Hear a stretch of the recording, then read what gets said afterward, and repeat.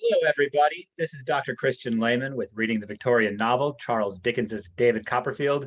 And today we are on installment 10, chapters 28 to 31. The topics that I cover today are chapter titles. 4 chapters this week. What? I'll summarize some of the losses in these chapters. Then I'm going to talk about a theme in kind of Dickens as a larger writer. We'll look at Steerforth's escapade, Rosa's song, the literary term apostrophe, then some passages, tone and tense to raise tension, class and accent, a little bit on empire at the end with British versus foreigner, and conclude with illustrations. So the 4 chapters in this installment are 28, Mr. Micawber's Gauntlet, where we return to Micawber. 29, I visit Steerforth at his home again, which is the last time that David and Steerforth will be there together. Chapter 30 is a loss, that's the death of Barkis, and 31 is a greater loss, and that's the revelation that Emily has fled with Steerforth.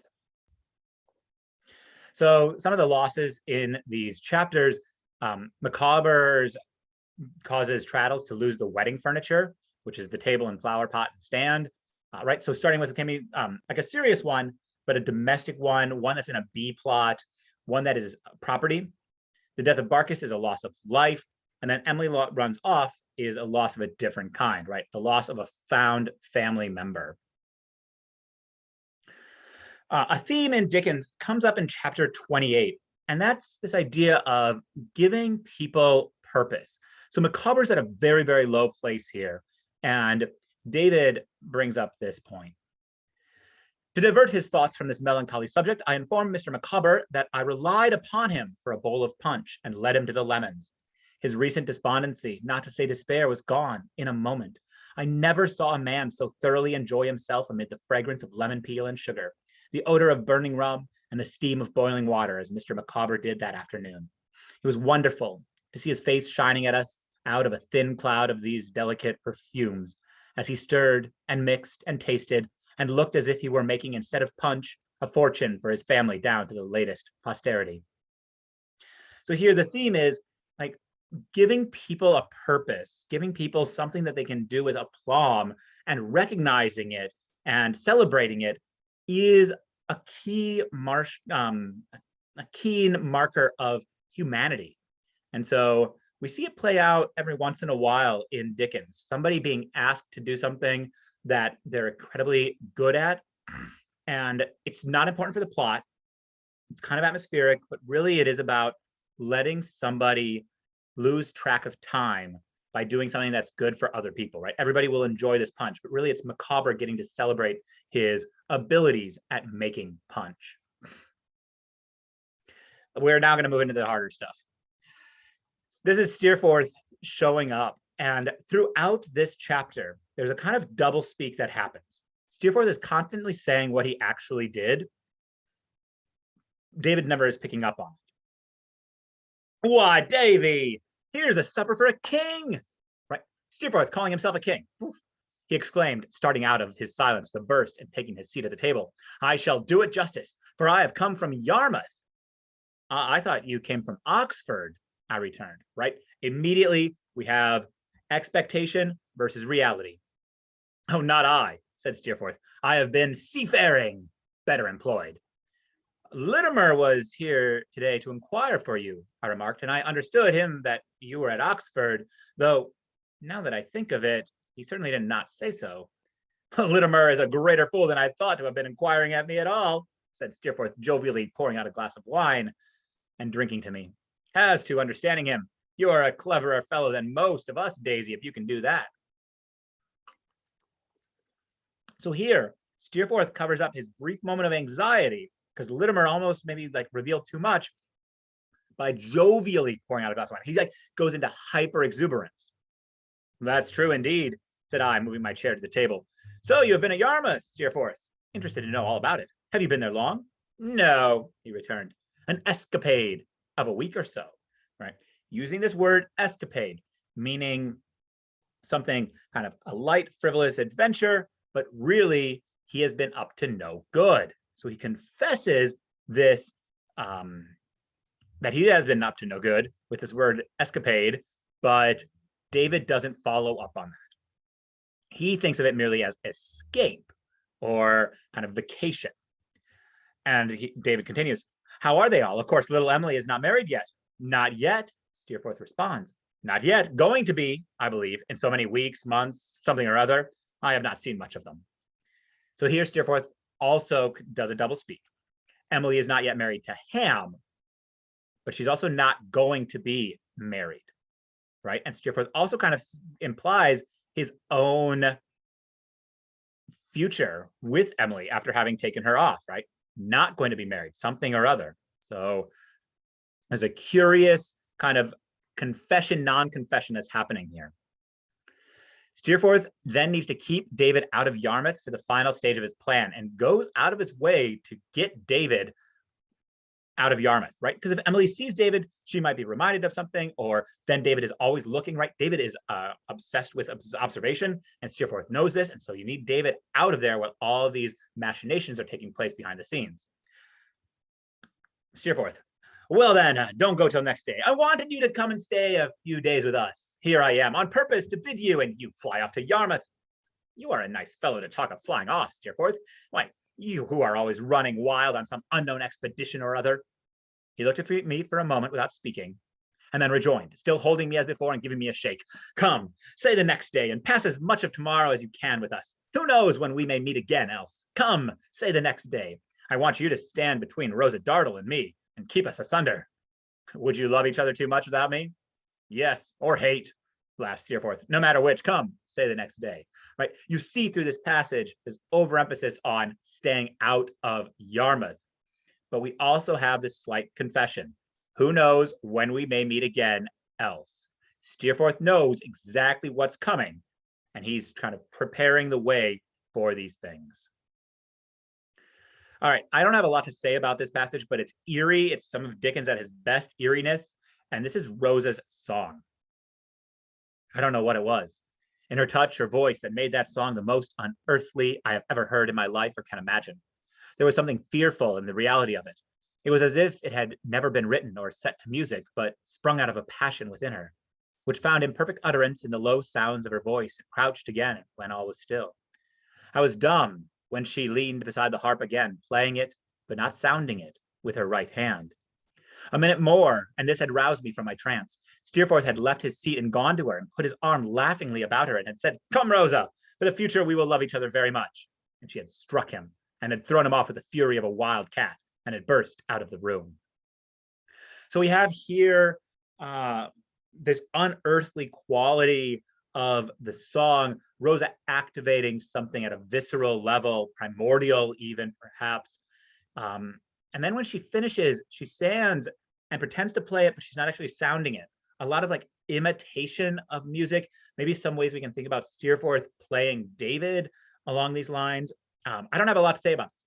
I just think it's fantastic writing, and it lends so much to the tone and tension of what is said, what is felt, what is known, what is unknown, and how that all gets reduced to passion. Steerforth trying to put on a facade, laughingly putting his arm around her, Rosa calling out that facade, striking him and fleeing. We then have this exchange where Steerforth is looking despondently kind of into the fire, and he asks David to think of him at his best, because Steerforth knows what's about to happen. Daisy, if anything should ever separate us, you must think of me at my best, old boy. Come, let us make a bargain. Think of me at my best if circumstances should ever part us. Steerforth knows those circumstances are about to happen. You have no best to me, Steerforth, said I. None, no worse. You are always equally loved and cherished in my heart. So much compunction for having ever wronged him, even by a shapeless thought did I feel within me, that the confession of having done so was rising to my lips. But for the reluctance I had to betray the confidence of Agnes. But for my uncertainty how to approach the subject with no risk of doing so, it would have reached them before he said, God bless you, Daisy, and good night. In my doubt, it did not reach them, and we shook hands and we parted. And what a parting that is. I was up with the dull dawn, and having dressed as quietly as I could, looked into his room.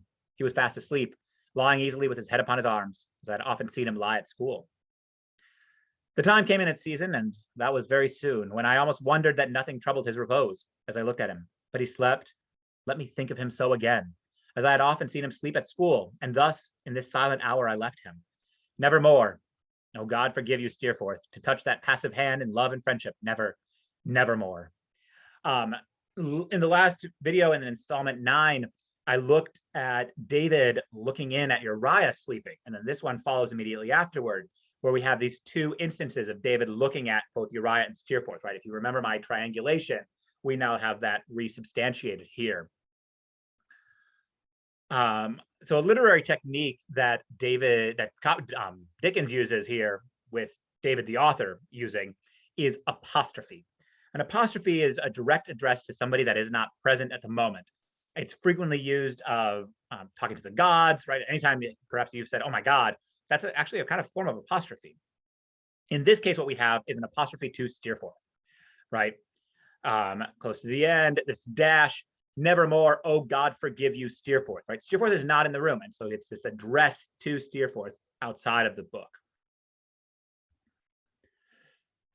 We also have, this is later on with this kind of sense of passages, we have an allusion to a well-known poem. And I think it answers the question of why does Omer laugh? Oh, but Lord bless you, said Mr. Omer huskily. It ain't the passages that's out of order. Give me breath enough, said I to my daughter Minnie, and I'll find passages, my dear. He really had no breath to spare, and it was alarming to see him laugh. So this laugh is weird. But what he's doing is he's riffing on a very well-known poem by Andrew Marvell from 1681 called To His Coy Mistress. Very, very well-known lines. Had we but whirled enough in time, this coyness lady were no crime. We would sit down and think which way to walk and pass our long love's day. So Omer has riffed on this poem in a way that Minnie doesn't track, and he's like playing with this really erotic poem and making it apply to his old age, which the original poem is all about carpe diem, about seizing the day. And now he's feeling old and he's like, oh, but I could. Had I give me breath enough, and I'll find passages, right? I'll find that energy. And so he's kind of doing a double speak, right? Speaking over Minnie's head in a way provides the laughter, but also kind of this weird erotic manipulation that he's doing there, right? He's past that kind of prime. And so we still see him cleverly playing with words. All right, we have a weird moment around Martha, because David's going to ask, and he's going to slide around this topic. Having so favorable an opportunity, right, because the women have left, it occurred to me to ask Mr. Omer, before our conversation should be interrupted by the return of his daughter and her husband, whether he knew anything of Martha. Ah, he rejoined, shaking his head and looking very much dejected. No good. A sad story, sir, however you come to know it. I never thought there was harm in the girl. I wouldn't wish to mention it before my daughter Minnie, for she'd take me up directly. But I never did. None of us ever did. Mr. Omer, hearing his daughter's footsteps before I heard it, touched me with his pipe, shut up one eye as a caution. So here we have the sense that we can't talk about Martha. Oh, no, no, no. And we get some weirdness, right? The topic is not appropriate. Talking about fallen women with your daughter is not something you talk about in society. And it's partly because if he were to mention her or bring up Martha, Minnie would ask, what has happened to her? Or what is this thing that's happened? And that discussion of socialized morality is not one he wants to have. And he continues with this very strange language. I never did. Never did what? Never did mention it, perhaps. None of us ever did. Ever did what? Mention it, but also help Martha. Because another response Minnie might have is, why have you banished her? Right? Maybe not being part of all those other social customs, Minnie might say, you need to treat people better. And so you brush these topics under the rug. And that's how society continues to attack populations that society has deemed not normal. So we have here like some slut shaming that's happening. As we proceed in the chapter, we get this really sharp tonal and tense shift that raises tension as we approach the death, or not the death, the loss of Emily. A dread falls upon me here. Notice that present tense falls. This is the author Copperfield talking. A cloud is lowering on the distant town, right? Metaphorical clouds here, towards which I retraced my solitary steps. I fear to approach it. I cannot bear to think of what did come upon that memorable night, of what must come again if I go on. It's no worse because I write of it. It would be no better if I stopped my unwilling hand. It is done. Nothing can undo it. Nothing can make it otherwise than it was. So here, really interesting kind of metafictional moment of autobiographical metafictional. It's like, I started writing it. That means I can't stop it coming into my mind. So it's going to cause me pain no matter what. So I might as well write it. We as the reader have no idea what's coming. I mean, if you've been paying attention, you have an idea of what's coming. But Dickens is ratcheting up these intense tensions by shifting tone, making us really forced into the perspective of Copperfield author, tense, and then also a lot of very short sentences. We're not used to short sentences in Dickens, but look at this second paragraph that I have here on the screen. It is no worse because I write it, period. It would be no better if I stopped my most unwilling hand, period. It is done, period. Nothing can undo it, semicolon. Nothing can make it otherwise than it was. Short, punctuated, kind of aggressive statements as we march forward in time.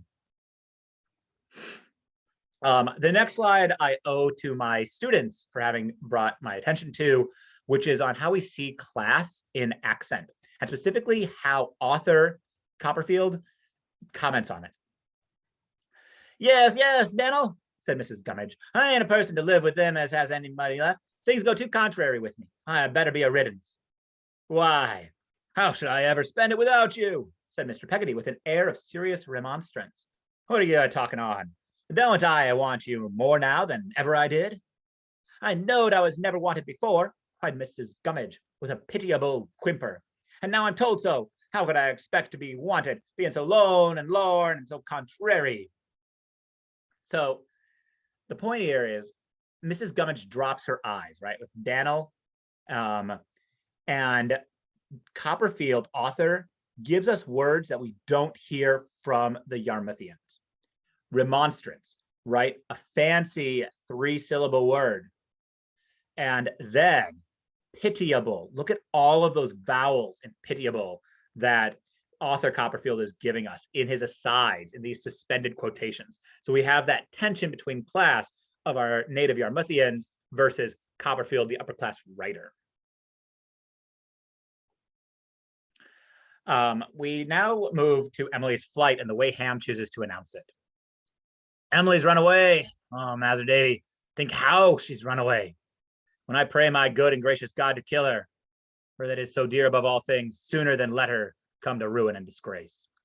Here we have the extreme force of the prejudice against fallen women, right? For Ham, it's better for the good and gracious God to kill her than for her to come into ruin and disgrace.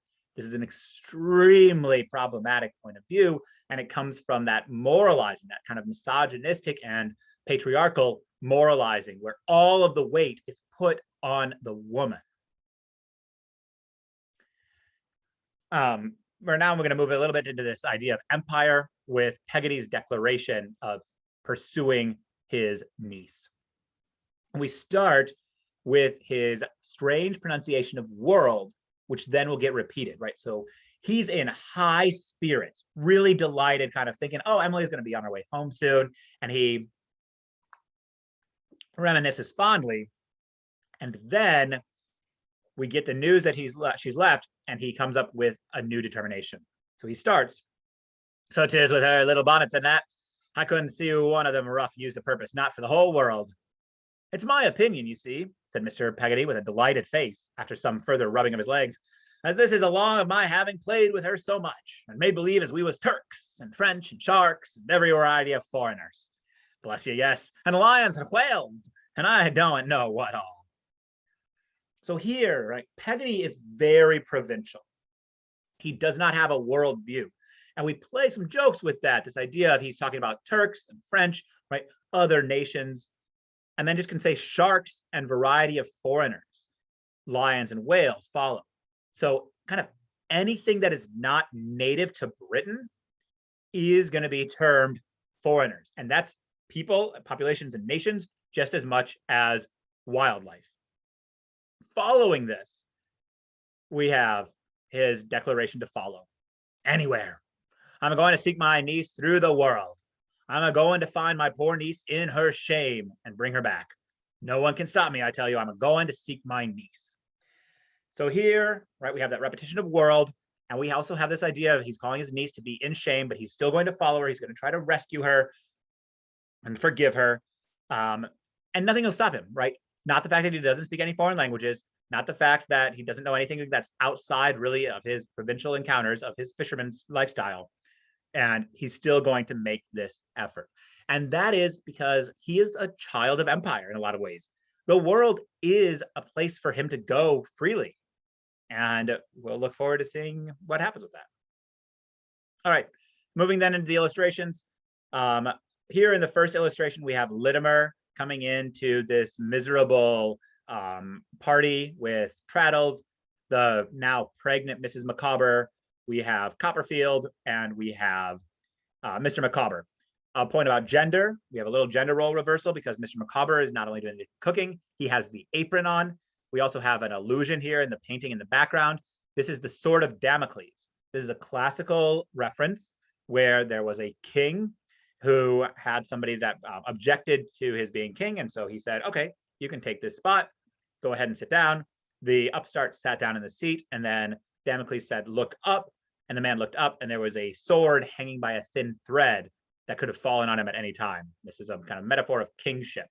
So here, what it does is it's Fizz giving us this idea that something disastrous is coming.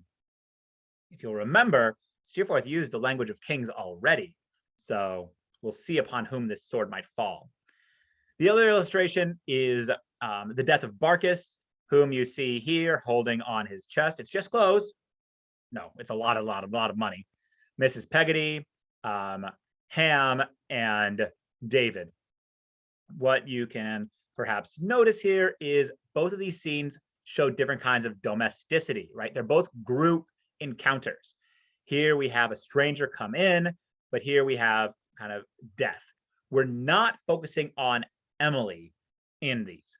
We're not focusing on exterior shots either, right? Both are kind of indoor in a really interesting way. And that's all we have in 10. Installment 10 is kind of like big things happen, but we move through them quickly as we march toward installment 11, where we will have much more to say as an old friend returns to us, Ms. Moucher.